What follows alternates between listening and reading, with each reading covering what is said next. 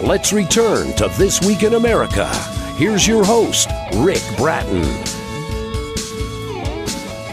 Welcome back, everybody, coast to coast. This Week in America.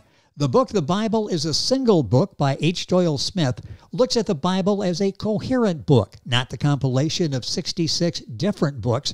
The Bible is a Single Book undertakes the project of explaining the outline and theme found in the Bible. This will pave way for readers to be further enlightened when studying the Bible for their salvation. Born and raised in North Carolina, the son of a Southern Baptist minister, Doyle has lived in 10 states, visited all but Hawaii, has worked in 22 states, as a CPA for 30 years, a corporate auditor, hospital controller, governmental personnel clerk, working in real estate, many other fields. A graduate with a Bachelor of Science from the University of Arizona, Doyle received a master's degree in education from Western Carolina University and has studied for doctorate in both economics and history.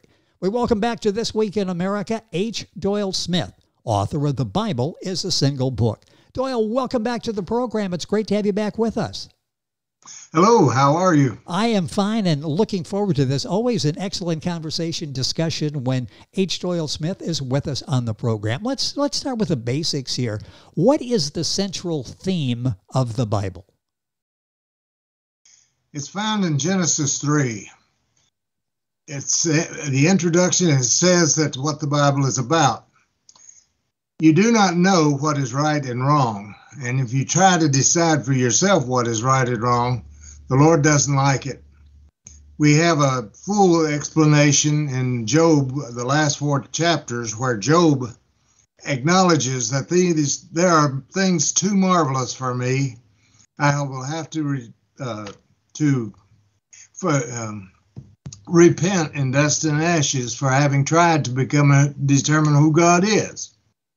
All of this is in the book, explained so well, receiving excellent reviews. The Bible is a Single Book, H. Doyle Smith, published by Stratton Press. Their website, you can buy the book, stratton-press.com. You'll find it at Amazon, all of the usual places. Who are the characters of the Bible? The characters of the Bible are people just like us. We have one story where David danced in the street. His wife nagged him because she didn't think it was a right to have danced in the street, and the result was that she was barren until the day she died. Quite often we have women who decide they want to tell their husband what to do, and they end up finding themselves all alone because the husband has walked away. That's just like everybody. We do things, and then we find that there's done wrong, and we try to correct them. But we are people, and so is every person who's written about in the Bible. And that's an important thing to understand, because this isn't about somebody in Timbuktu. It's about you and me.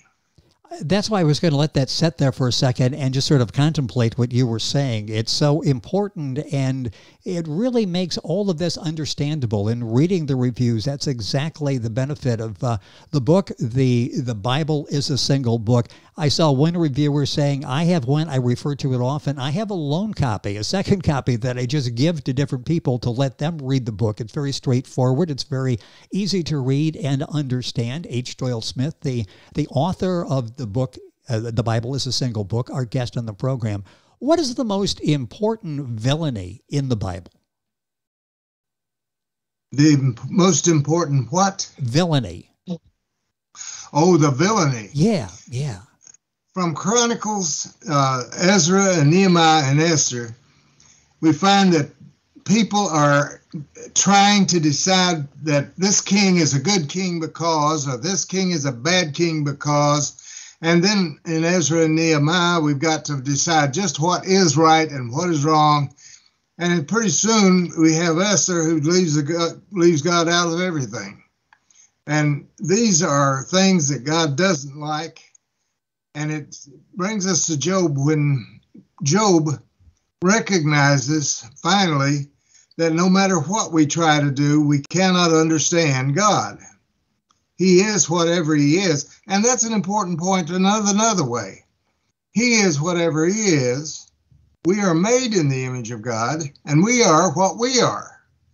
It's time that we quit trying to tell other people what they are when we don't know. And we've got to accept people as they are. And that's an important point. And so many points like that in the Bible is a single book. H. Doyle Smith, our guest on the program. In the last part of the last book, there's a curse on adding or deleting anything in the Bible. Explain, if you will, how does that work? The Bible is a very simple book. One of the things that we find is that we like to add something to it. We end up having all kinds of baggage because we've added, that we have to have a deal against abortion. We have to be against this, against that. And the situation is that God decides what is right or wrong in any situation. And while he asks us to be perfect, we're not going to make it. But we must understand that if we add doctrines to the Bible, we're complicating it. And if we take away the simple facts of the whole thing, it makes it less valuable. The Bible is such a simple book that if you follow it and understand that the problem lies in our trying to be God ourselves instead of accepting that God has a place in our life, and we have to accept that, anything we add to it is additional baggage. When Christ said that it's easier for a wealthy man to go through the eye of a needle, to become a Christian, than it is for a camel to go through the eye of a needle. The eye of a needle is just wide enough. It's a place in Jerusalem, but it's just wide enough for a camel to go through. If you add baggage to it, the camel can't go through. And that's just what we find that we have to run into when we add that we've got to understand this idea, or we got to understand that idea. Or we say that this is what's right when we don't know what's right. And it's really, really important to understand that the Bible is an introduction to God. It's not an authority itself. I have been guided by God through a situation where I ended up in divorce. The Bible says that God never proved a divorce, but the leading was so direct and so precise that when I went through it, I realized that God was taking me, and he is the authority, and the Bible is simply an introduction to God. So many important points in Doyle Smith's book. H. Doyle Smith, the author. The Bible is a single book. You'll find it at stratton-press.com. Of course, Amazon, all the usual places, wherever books are sold. What are the 3 actions that the Bible demands of us? First, it is our actions that count, not our beliefs. If we provide food to the hungry, as a groceryman does in his store, if we provide clothes for the naked, as they do in a department store, if we heal the sick, as a hospital person does, these are actions that are acceptable. We also have to look at another thing. What is past, whether good or bad. Now, forgiveness is a forgiveness of the bad.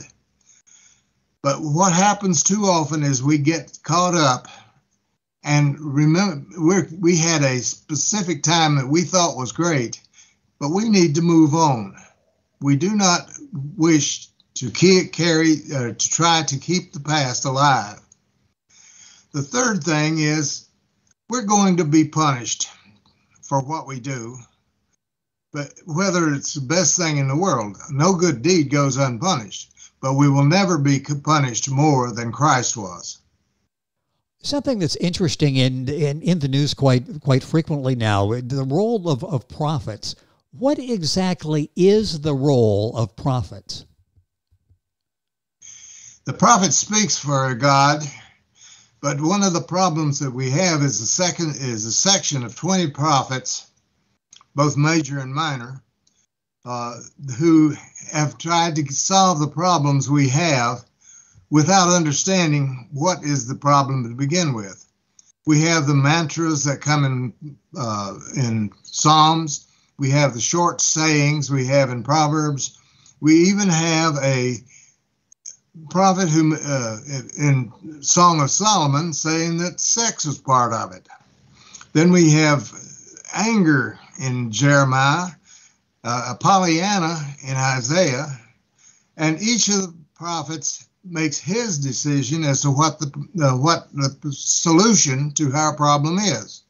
It's only when Christ steps in personally and gives us the instructions that we need to make our lives good in his eyes. With us on This Week in America is H. Doyle Smith, back with us on the program, talking about his new book, The Bible is a Single Book. You'll find it at stratton-press.com, the usual places as well. Our website, thisweekinamerica.us. I want to go back to this point again. You've touched on this, and it's really one of the key components of your book, The Bible is a Single Book. How simple is the Bible? The problem of the Bible, actually, it is so simple that you can find that you can follow the Bible simply by doing what God has given you the opportunity to do. It is not a case of you trying to prove to God that what you're worth. He knows that to begin with. The thing is that if an opportunity comes to you to be of help to a neighbor, be of help to the neighbor.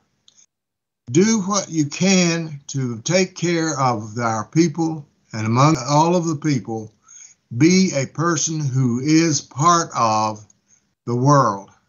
And be that person because it is in God's favor to help for us to help each other.